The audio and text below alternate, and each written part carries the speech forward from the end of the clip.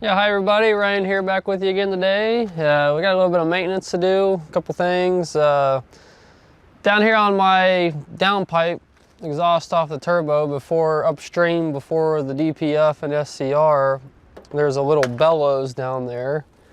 And you can kind of see it. Down here there's a clamp here and then there's a clamp up a little bit higher. I'll show you, here's the new one. So here's what's in there. And this is like a flex joint basically between the engine. You can see how that moves. Well, the original one here must be cracked somewhere because the truck's trying to do a lot of regens kind of abnormally. And I'm seeing smoke and stuff coming up from underneath the hood. So I got in there, you know, upon closer inspection and seen that the screen materials came off of it and there's a crack in one of these creases. So any type of exhaust leak upstream of your DPF is a bad thing. It won't work right. It'll keep trying to regen. It won't get hot enough, or it'll get too hot with too much air. It just it won't work properly if you have any type of exhaust leaks between your turbo and the DPF SCR unit down here. So called Kenworth. I got this whole kit here. Came with a pipe, the 2 clamps, and there's two gaskets here, and I think we was at $260 for the whole thing. So I mean, a little expensive but not terrible compared to most stuff. So we're gonna go ahead and swap this out real quick. It shouldn't be too big of a job. We just got 2 clamps basically, 11 millimeter. It's the only thing you really need. You might be able to use a impact driver if we can get that in there. Other than that, just a metric deep well socket set. In particular, an 11 millimeter, I believe is what we're looking at down here on the clamp. And since the shop's full of equipment for the winter, working outside, so you need a piece of cardboard or something for a creeper to get underneath there. So I'm gonna get in here and take the 2 clamps off, and we'll pull the old one out and take a look at everything, make sure everything's the same, then put the new one back in and start it up, make sure everything works. So I'm gonna get underneath here. I'll take this bottom one off first.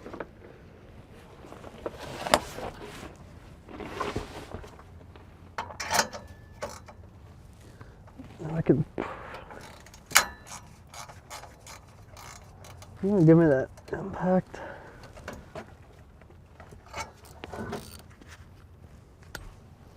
So you can actually get to the bottom one. The top one, you probably won't be able to get to it.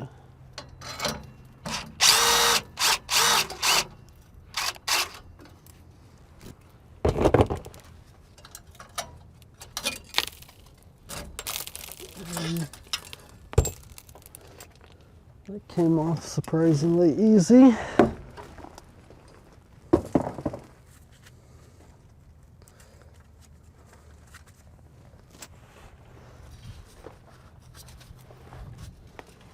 And now the top.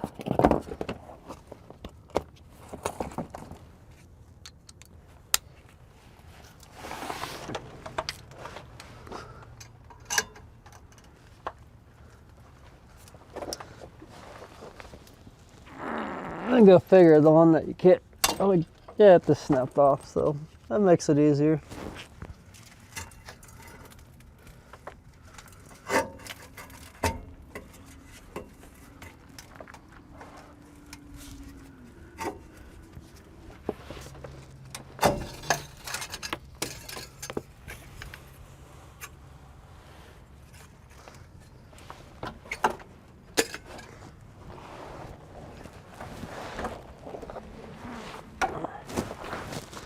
So here's the old one. As you can see by all that carbon on there, this one's been leaking.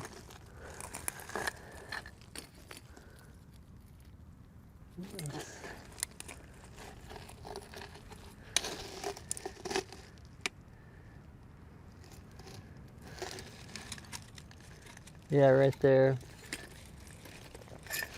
See where it's cracked right there? Yeah, right in there it's broken. So that's not good for these systems. So there's a gasket that goes on both ends. So we just want to make sure the surface on both of those pipes, both those are fixed for the most part. So we just want to make sure we got a clean surface to put the new gaskets on and put the new pipe on. So I always just like to make sure we got the same thing here.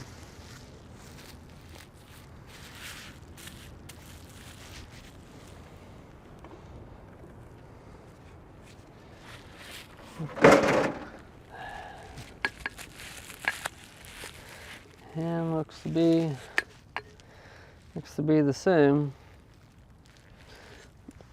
And it looks like by the sticker they want us to keep this bubble wrap on until after it's in there, just to protect it in case you hit something. So that's that. Alright, so we got this set up here. I went ahead and put the top clamp on. We got the two gaskets ready. And this only goes in there one way. You got kind of a flange on top, and that goes towards the top. Then this kind of bubble deal here goes on the bottom. So I'll put the clamp onto the bottom exhaust pipe like I did at the top. Put our gaskets in and go and tighten it up. And these don't have to be, they're about 60 foot-pounds at torque is what they need to be at, so they don't have to be, they're not super tight. You don't want to over tighten them or you can bend this or break this. So go ahead and get underneath here and shove this in and see what we got.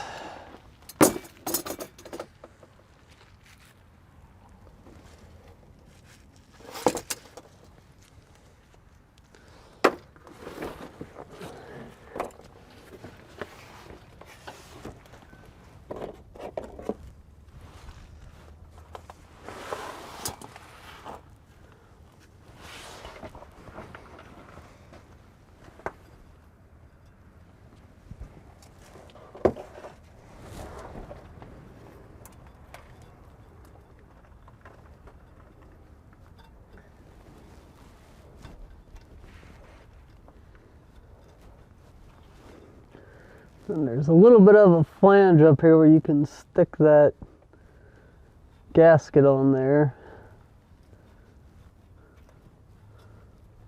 So try to get that up in there.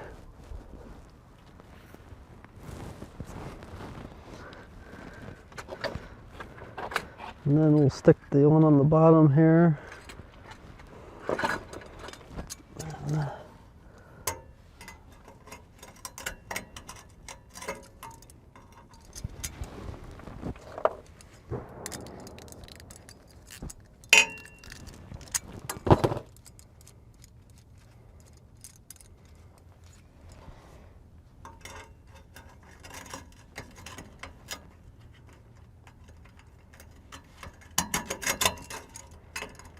So we'll set that right there.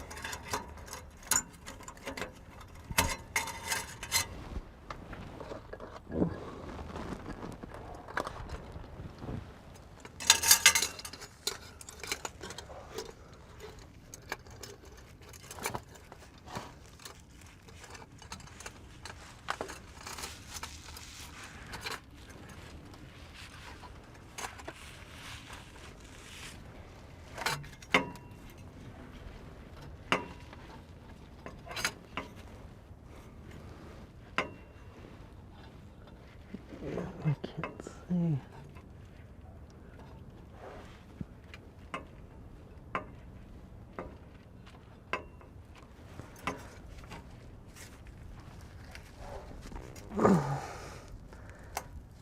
And this does have a little bit of flex to it, so you can kind of push it up where it needs to go. Put this on.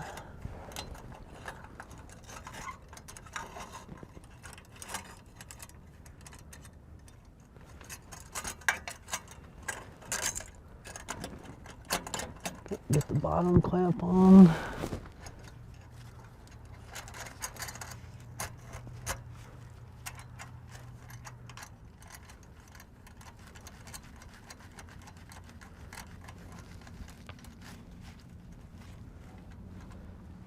Alright, now we see what we got at the top. Take that bubble wrap off and so I can see a little better.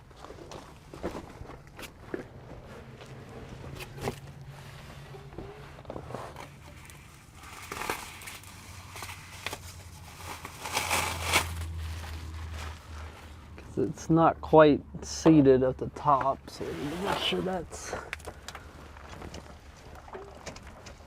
where it's supposed to go before we put the clamp on.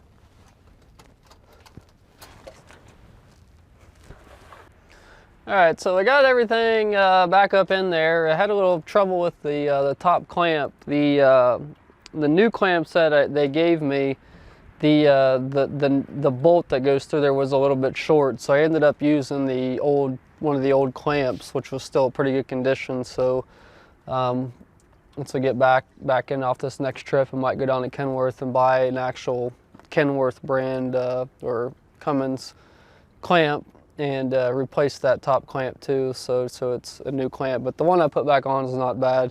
I just ran the truck. I'm actually draining my oil right now because I got to do an oil change today too, but I was hoping to do an updated video of that, but just starting to get dark and it's going to be raining tomorrow, so I just not going to have time to get that in this time, so maybe next time. So everything else other than that, we ran the truck. I don't see any exhaust leaks or anything on either one of the clamps, and the turbo is a lot quieter. So I know before it was kind of surging, like it was kind of looking for the right place or something, and it's not doing that anymore or making all that noise like it was done before, plus no smoke. So after I get the oil changed here today, I'm probably going to go ahead and do a forced regen with the PDI and make sure everything's working the way that it should be. So other than that, as you can see, we got the you can see the bottom clamp was the new clamp worked on the bottom, but on the top it wouldn't work up there, so I had to use that old clamp. But other than that, not too bad. It was a little bit of a struggle to get that. Like I said, I fought with that new clamp on the top for a while, then ended up comparing them, and they're the same clamp, just the I've got the old one here, or the new one. I stuck the new one in the truck just in case.